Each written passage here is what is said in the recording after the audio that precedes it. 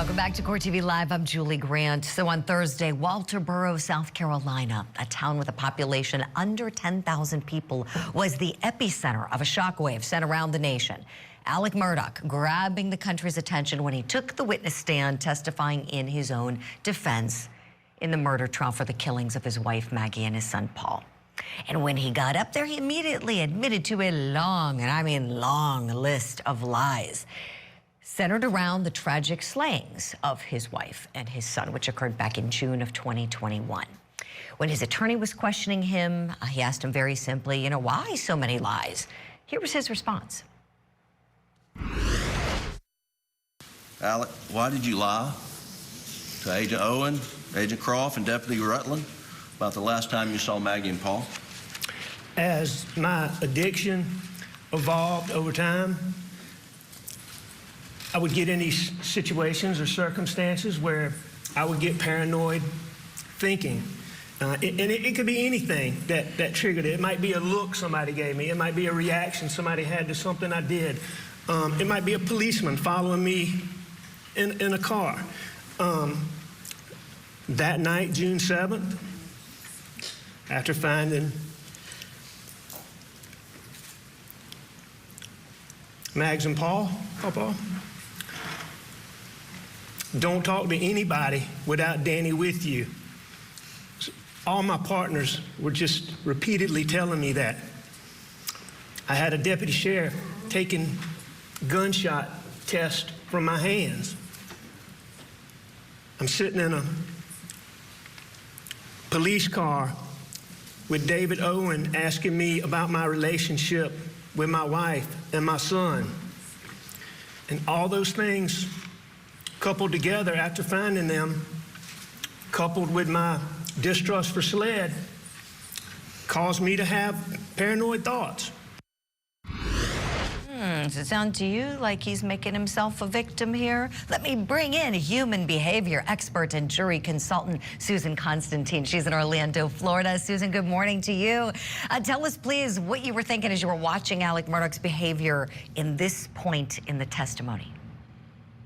Well, what he's got, I call these a needs map. So everyone has a needs map in their life, and his is pity. So he goes right into that self-pity place. He's trying to gain empathy and compassion from the jury, and he's trying to sell it to the jury. But I thought that it was so lame because he's basically stating that in every one of those scenarios that he has these paranoia moments, and so therefore that is the reason why he's lying.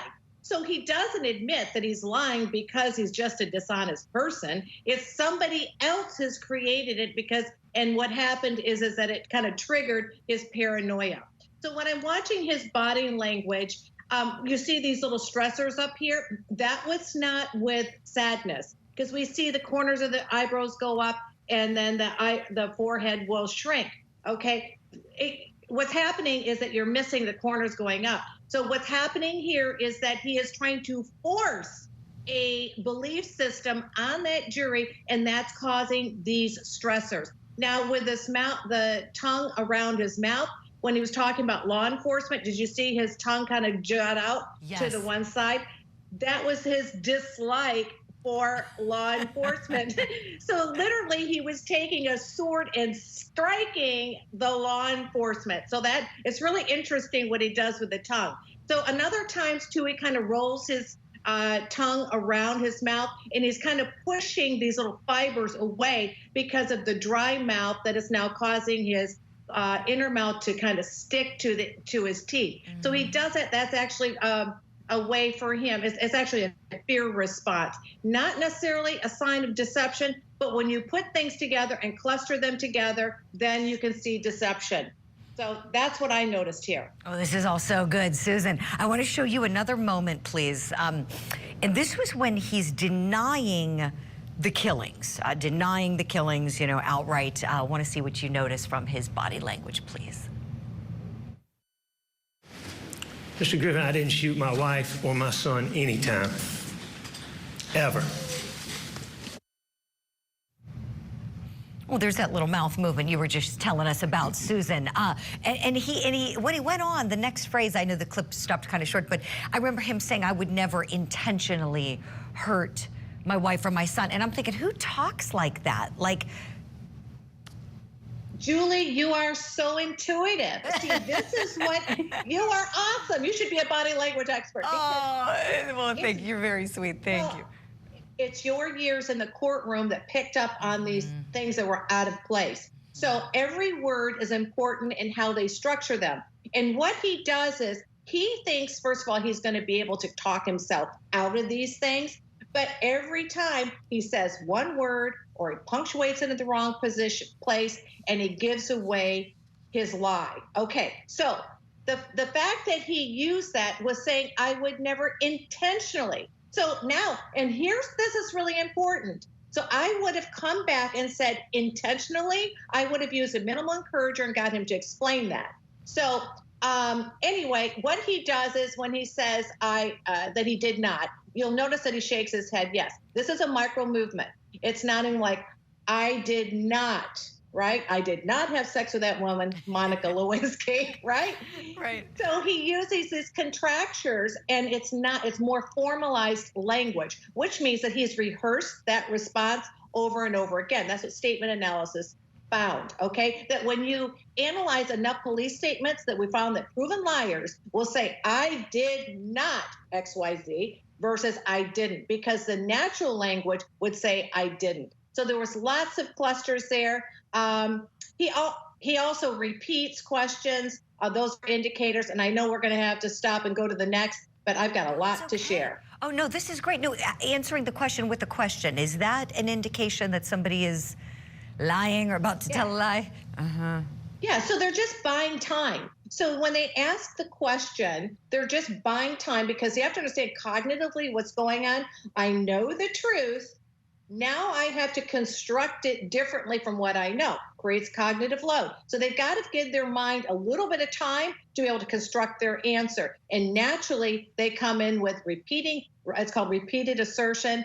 These are red herrings. This is about Dr. Mark Frank found that there's multiple things that people do, and there is in verbal deception, and that's one of them, repeating the question. Also, what he does is he plays dumb. He does a lot of times, and he uses that Southern drawl, like sometimes he just doesn't understand, and he tries to get them to clarify, because what he's doing, he's trying to figure out what they're going after, because he's trying to think very quick. So I call it thinking quick, thinking slow, thinking quick. And so when I'm listening to him, I'm looking at how he's processing information and how fast and how quick he's doing it. Oh, this is so helpful, Susan.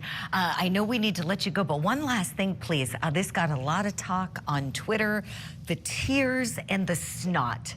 And not to sound disgusting, but the snot was excessive. And I can't help but wonder if it was put on, because he's had a lot of court appearances. I mean, this guy's got, close to 100 criminal charges pending against him right now in the state. He's had a lot of appearances on this one, but boy, oh boy, through the trial, it's really coming out of his nose. There it is there. Can something like this be forced? I'm curious what you think when you look at him here getting all emotional.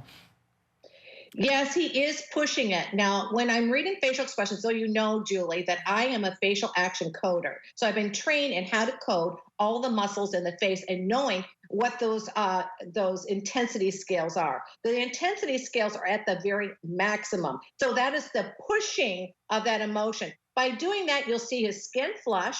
So that's the intensity, right? All the cognitive load.